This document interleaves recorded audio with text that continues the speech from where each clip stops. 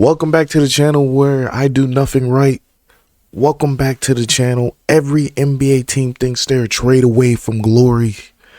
The bet on the future on the present, and then they act surprised when the future shows up like, hey, hello. And that's the problem when it doesn't work. There's no hard hat. There's no tinfoil. There's no, I'm going to get it tomorrow. You are fired, sir. And that's how it is in the NBA because there's millions of dollars at stake each and every year. You just don't lose games in the NBA. You lose absolute years. To me, the go for it window is a trap. That's my take today. That's what I'm saying. Think about it. Teams hit a ceiling. Yes, there is a ceiling, an imaginary glass ceiling that teams hit. Front office panics when they hit this imaginary ceiling. Maybe you have 2 or 3 years where you get eliminated in the first round. Let's ignore injuries. Let's ignore player growth. Let's ignore player development. Let's ignore getting better in a system. Let's just ignore all that, okay? They load up on stars. They sacrifice depth, picks, flexibility, all this stuff that you would think would really matter in terms of the NBA. No, not to these teams. Championship or bust mentality is an absolute death trap in sports since anything and everything can happen, and it ends up being a bust way more than often than not.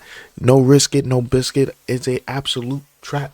The NBA isn't about having stars. It's about having stars with a strong organizational backbone. Team forgets culture, development, identity because they're speed running success. Here's a past example. The Nets were a prototypical disaster over their Russian owner, Prokhorov. I hope I said that name right. What they did was mortgage the future to acquire aging stars like Kevin Garnett.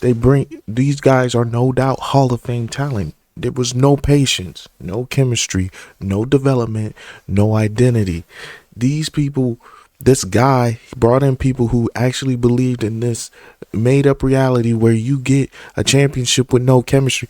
Even when the Celtics formed with KG, Paul Pierce, Rondo, and all these guys, there has to be a set of chemistry developed between the guys in the locker room, and the front office has to be in the business of developing this new play style for a lot of these players.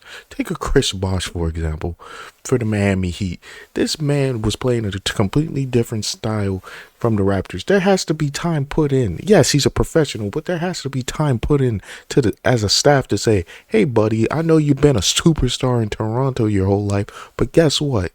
This is how we're going to do it in Miami now because we got LeBron James and Dwayne Wade to work the post better than you can. Well, that same area in the floor because they want to slash, right? Makes sense. So the failure in the Nets was the stars bounce.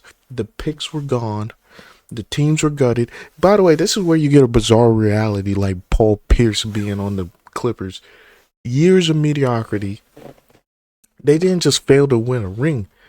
They set the franchise back half a decade. We got the Celtics in the Eastern Conference Finals 5-10 years in a row because the Nets decided they didn't want to wait and they wanted the quick solution. That quick solution turned into them being bums quickly in short order. So part number 2, we're going to describe a team that's a little bit more current. We're going to look more present, and that's the Suns. You see, the Matt Ispia is basically the sequel to Prokhorov. He wanted to get KD, Booker, and Beal. That's Bradley Beal, Kevin Durant, and Devin Booker all on the same team. All fantastic players. But the problem is, they didn't have a point guard. You see, they didn't have a Rondo. You see, they have triple max salaries. You see, when you get triple max salaries, something interesting happens. Unless you have a great point guard, let's say Lonzo Ball, for example, who's just, injury riddled, and maybe his contract might be on the cheaper side. Other than, or Sean Livingston when he was with the Warriors during their run. You are not going to get a point guard when you have triple max salaries on the team.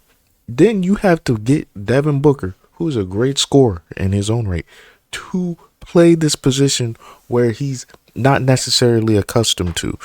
Because a point guard is trained from like a long period of time. Like even when Cooper Flag is playing for the Mavericks right now, Jason Kidd is training this guy to be the point guard right now, apparently, because, they don't have one at the moment. it takes time.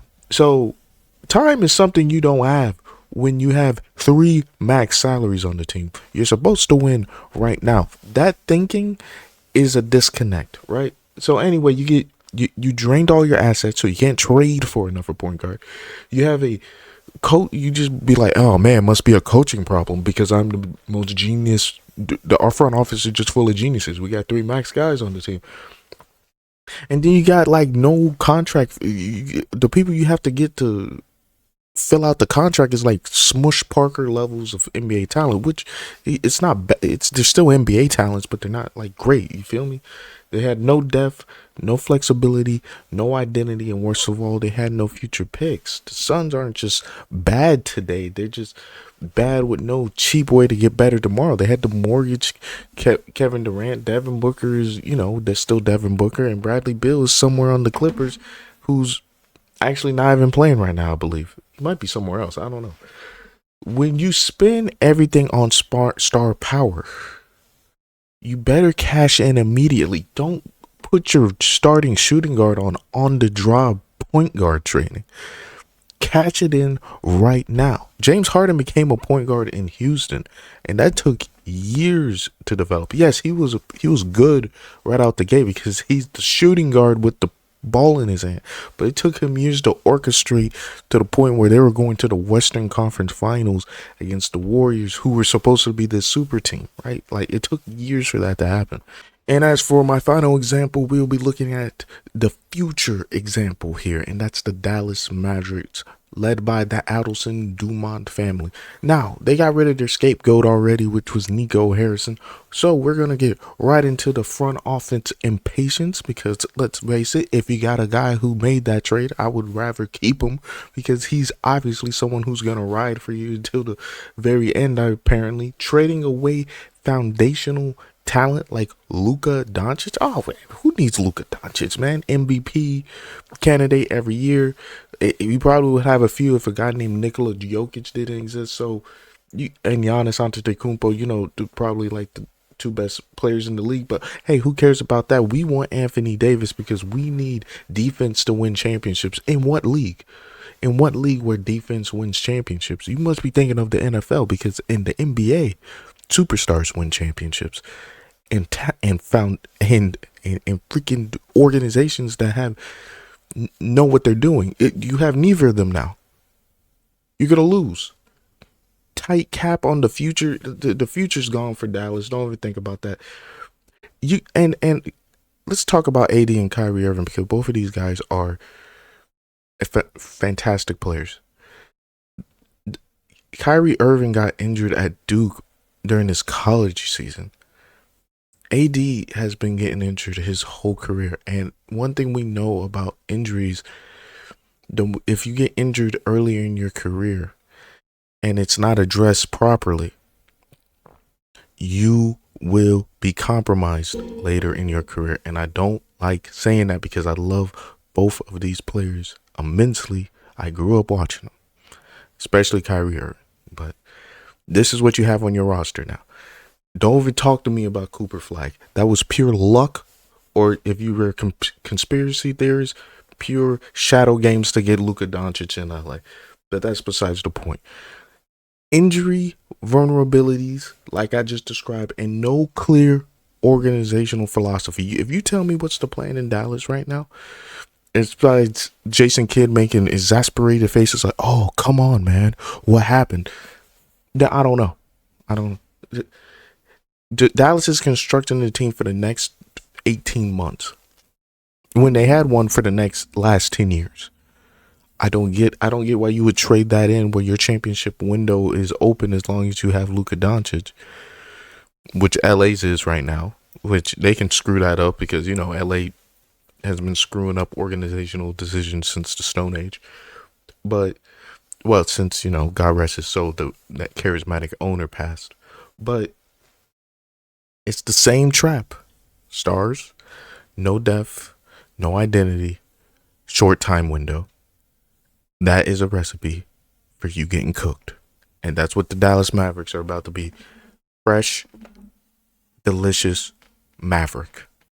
Money sets huge expectations for NBA teams. So that's why I'm getting into the economics of failure, because franchises chase stars because fans and owners demand instant success. Competitive windows are short. Ownership hates patience. The NBA punishes team who tries and fails. They do. It's not failure that kills the team. It's failing while your team is expensive, like the Warriors right now. In the NBA, you don't rebuild when you lose. You rebuild when you owe too much to try again, when you keep trying to push the can down the road. So I gave you 3 examples. The pattern that never learns. The Nets of the past with Prokhorov, the Suns of the present with Ishbia, and the Mavericks in the future with the Adelson Dumont family, respectively. The NBA is full of desperate teams building shortcuts to championships, and shortcuts work until they don't. And when they don't, the cost is catastrophic. Tiny window, massive risk, limited payoff, long consequences. This isn't about which team is dumb. This is about NBA's structural reality. Title windows are brutal, expensive, and unforgiving. You can push all your chips in the middle, but if you don't win, you don't walk away. You lose your bankroll, your house, and your next 5 years. That's how the NBA works. Nets did it yesterday. Suns are doing it today. Don't be shocked when the Mavericks are doing it tomorrow.